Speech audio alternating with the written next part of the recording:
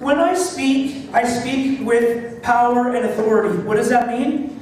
No, I'm not a pastor. I'm going to be, condemning you for doing the bad things you're doing. But I'm going to show you today that mental illness can be overcome.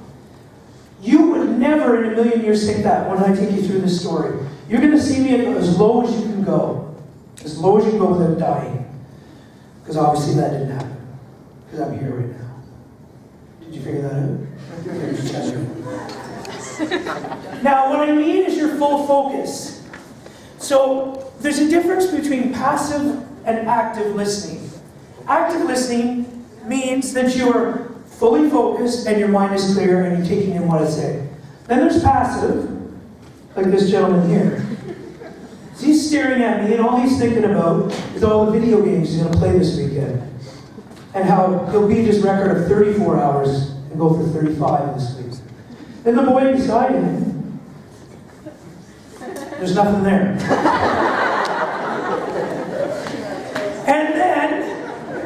And then, there's always that one kid, and I think it's this one here.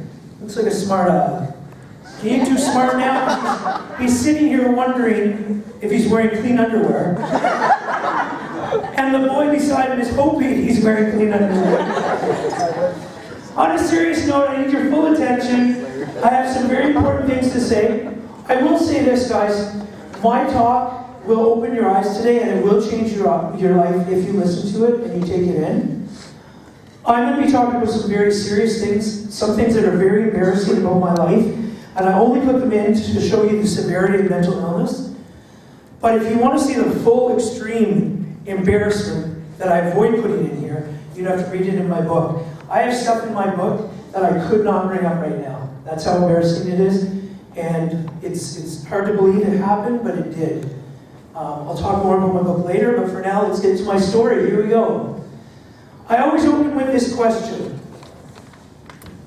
I know that my life matters, and so does yours. And I ask you, if you're not making a difference in your life, in this world, what are you doing? Well, you're probably playing video games for 38 hours, or sitting there with no thoughts. I challenge you through this presentation to think about what you can do for a friend, a neighbor, a classmate who might be struggling and going through some tough times. How can you do something to better their life and in turn realize, oh my gosh, I bettered my life as well. It would take me a long time to achieve it all. But I would find out, and I would find out the hard way, that you can lose everything that you've gained. And that does not take long at all. I learned it the hard way. I couldn't believe it. We didn't see it coming. Here's what happened. 1997. You guys are, I couldn't bring this up with the other groups, so you guys, especially grade 12s, are going to go off to university soon. University was the best of times, the worst of times for me. But I did make it through. Mental illnesses started to affect me in my teens, but we didn't know why. We didn't know what was going on exactly. But I finally got to my graduation, the University of Western Ontario.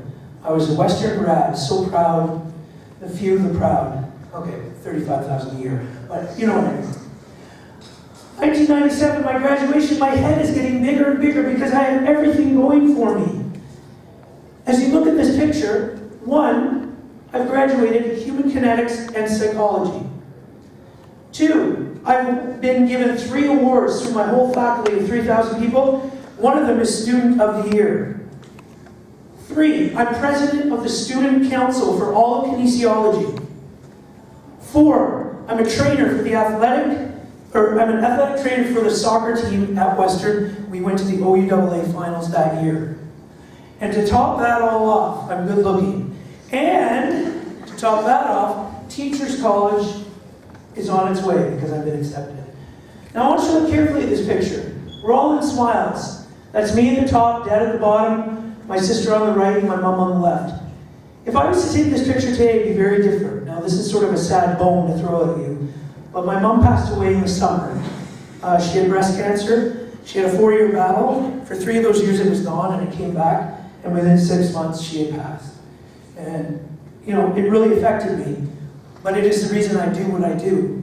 And she was an amazing lady who taught me so much, and I'm only here because of her, my father, and my sister.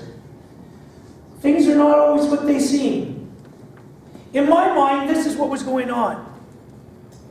I had visions of having a beautiful house one day, a mansion, a millionaire I would be.